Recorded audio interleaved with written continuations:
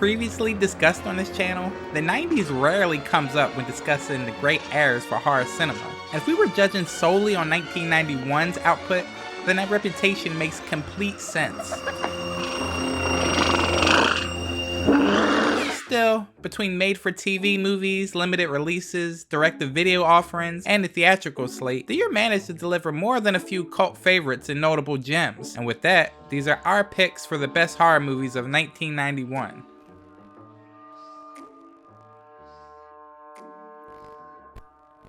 Three students get caught in the struggle between a benevolent vampire and his evil brother in the Transylvania mountains. If we had to distill it down, there's one main reason to watch this movie, and his name is Radu. He's a physical homage to Nosferatu, and he has the best lines in the movie, all spoken in a raspy voice of a man who smokes 10 packs of cigarettes a day. The cemetery festival scene is one of the best moments in the film, as Radu slowly approaches the camera and reveals his grinning, slobbering face for the world to see. You'll undoubtedly find yourself cheering him on as he collects victims and taunts his perfect brother. Indeed, this is a highly recommended film for dedicated vampire enthusiasts. It's original, it's fun, and Radu is one of the most entertaining bloodsuckers you're going to come across.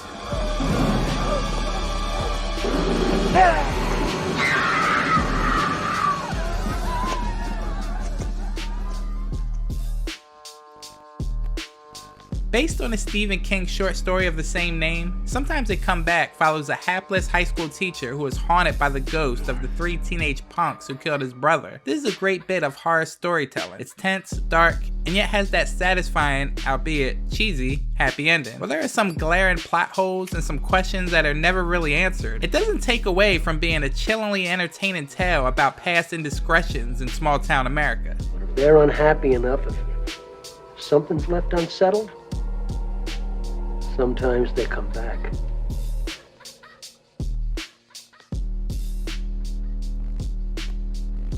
Unfortunately for everyone involved, Body Parts received the silent treatment at the box office upon its theatrical release. You see, back then, real-life serial killer Jeffrey Dahmer was kidnapping and eating folks. The last thing filmgoers wanted to see was a movie named Body Parts. Over time, the picture has gained somewhat of a cult status on home video, and for good reason. It's pretty awesome. The film follows a man who fears he is possessed by the soul of the serial killer whose arm he received in an experimental transplant. It's an unapologetically ludicrous horror effort that often skirts the very edges of camp without going entirely over.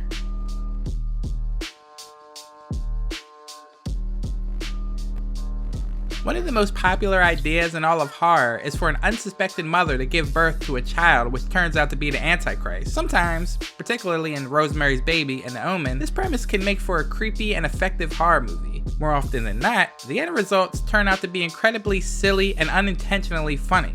However, there's also the rare occasion when a horror film about the spawn of Satan turns out to be silly and effective at the same time. This Italian effort would definitely qualify as an example of this. The Devil's Daughter, aka The Sect, follows an American school teacher living in Frankfurt who finds herself at the center of a plot device by a Luciferian cult. Directed by Dario Argento protege Michele Soavi and co-scripted / co-produced by Argento himself, this shares the surreal, dreamlike feel of Suspiria or Inferno, but without their distinctive, stylish atmosphere. At times, it appears to make no sense at all, but it always holds your interest, and is certainly more than worth watching. It's an acquired taste, for sure, but if you're willing to suspend your disbelief and enjoy the visuals without thinking about it too much, it makes for a very satisfying viewing.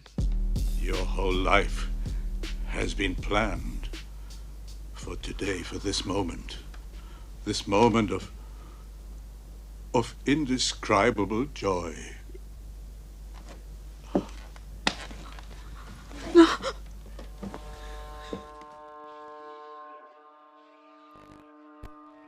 Rachel and Charlie are young lovers who take a desert back road on their way to Vegas, where they plan to marry before the night is out. One thing leads to another, and Rachel is dragged to hell by a demonic police officer, and her fiance must pursue. Highway to Hell is a fun hour-and-a-half ride of strange characters, silly gags, car chases, and interesting locations. The film kicks into gear pretty quickly and keeps at that pace until the credits roll. You can pretty much see what the filmmakers were striving for here, which was an all-out original and weird horror comedy film with tons of action.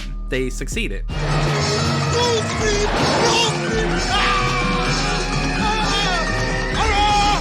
gonna scoop your bread! Scoop your own brains. Let's talk for a moment about the degree of fatigue that the genre was dealing with at this point. The 80s had been saturated by horror films to a point the industry had never seen before, and so defined by the slasher genre that the fortunes of those movies straight up dictated public perceptions of horror cinema, at least to some extent. And by the time we got to 1991, the legacy of the slasher genre was at a particularly low point. This is a year that saw the release of such anti-classics as Child's Play 3 and Freddy's Dead: The Final Nightmare, along with multiple Puppet Master sequels. The great 80s horror boom party was over, though some filmmakers and studios were still trying to generate life in an other words dying genre. One such film was Popcorn. The film tried to introduce a new slasher villain into the genre's canon. Would it succeed? Or would this popcorn simply be as stale as all the other slasher wannabes? In the film, a master of disguise deranged killer begins off in the college students who are organizing a horror movie marathon in an abandoned theater. The setup is fantastic. The horror movie marathon itself feels like something William Castle would have dreamed up. 3 schlocky B, sci-fi, and horror flicks, complete with in-house gimmicks. It's not only a blast to watch the film within a film segment, but the killer incorporates the on-screen happenings with his strategic kills. When a giant mosquito prop is sent down a wire above the audience during the climax of the black and white sci-fi feature about a radioactive giant mosquito, the killer utilizes the sharp proboscis of the prop as a weapon.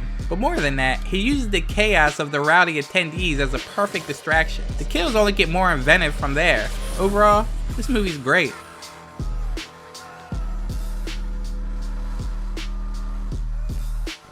The Pit and the Pendulum is a loose adaptation of the Edgar Allan Poe story of the same name. Poe's story was the simple one, tracing one man's torturous ordeal with the Inquisition and his date with the titular Pit and the Pendulum. Like a lot of Poe's stories, it delves into the deepening internal madness of his main character, meaning it is open to interpretation where film adaptations are concerned. This Stuart Gordon-helmed version expands the story and develops elements surrounding the Inquisition, adds characters, and a lot more bloodletting. The film follows a young, innocent, God-fearing couple who fall foul of the brutal Grand Inquisitor Torquemada. The couple find themselves at the mercy of the Inquisition as Torquemada battles with his own attraction to his beautiful young captive. Outside of Lovecraft-based efforts such as Reanimator and From Beyond, this has to rank as one of the best things that Stuart Gordon has done. The film opens with an inspired scene that effectively illustrates the sheer lunacy of the Inquisition, with the flogging of a crumpling corpse. There's also a wonderfully over-the-top scene that is hard not to enjoy, no matter how daft it is. Esmeralda, an actual witch, swallows gunpowder on the way to the stake, exploding when she is set alight, her bones impaling those in the crowd. This is schlock of a very fine vintage.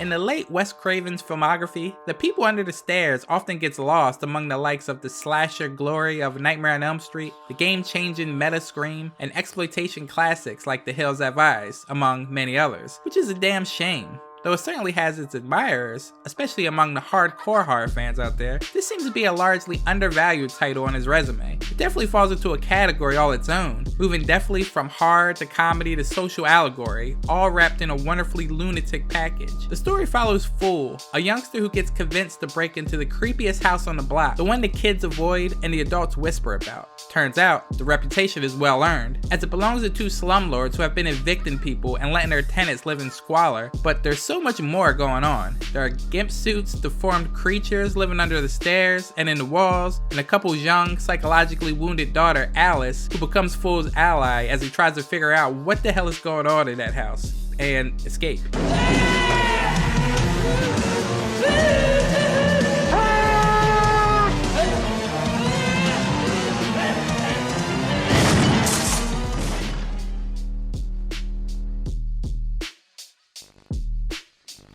Martin Scorsese's brutal cinematic retelling of John McDonald's grim tale, The Executioners, manages to intensify the impact of J. Lee Thompson's initial 1962 approach to the story. On a general level, the film is just far more unforgiving and sadistic, in part due to Scorsese's intense approach to the film, and in part due to the fact that film limitations were significantly more liberal in 1991.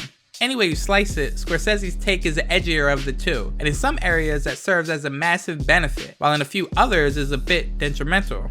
just a bit. In the film, we meet psychopathic Max Caddy, who, having been released from prison after serving a 14-year sentence, decides to track down a defense lawyer who deliberately fudged the trial and exact his revenge. It's a taut tale, stripped to the bare bones, and more economical than much of Scorsese's other work. It's also, as a whole, sad to say, somewhat inferior to the original. Although considering how great that was, this is no major criticism. Comparisons aside, Scorsese's Cape Fear remains an extremely solid genre effort with sterling performances all around, and it led to one of the greatest Simpsons episodes ever. I always thought that for such a lovely river, the name was mystifying, Cape Fear. And the only thing to fear on those enchanted summer nights was that the magic would end and real life would come crashing in. A horror movie winning the Academy Award for Best Picture? That seems like an impossibility. Yet, The Silence of the Lambs, the story of a rookie FBI agent teaming up with a sophisticated cannibal killer to catch an even worse serial killer, managed to sweep all 5 of the main Oscar categories, including Best Actor, Best Actress, Best Director, and Best Adapted Screenplay, back when it was first released. An anomaly? Sure, but it was also a matter of undeniable quality. The Silence of the Lambs is a gruesome, no-punches-pulled masterpiece of suspense. Comedian Hannibal Buress liked to point out that the name Hannibal was once synonymous with the Carthaginian leader, one of the greatest military minds in world history. But since Silence of the Lambs, the name has been usurped by a psychiatric cannibal. Dr. Hannibal Lecter is behind bars for the majority of the film, but his presence is persistently ominous, instantly deconstructing our hero Clarice within mere moments of meeting her. And of course, when he gets free from his maximum security incarceration, he goes on a rampage of larger-than-life magnitude.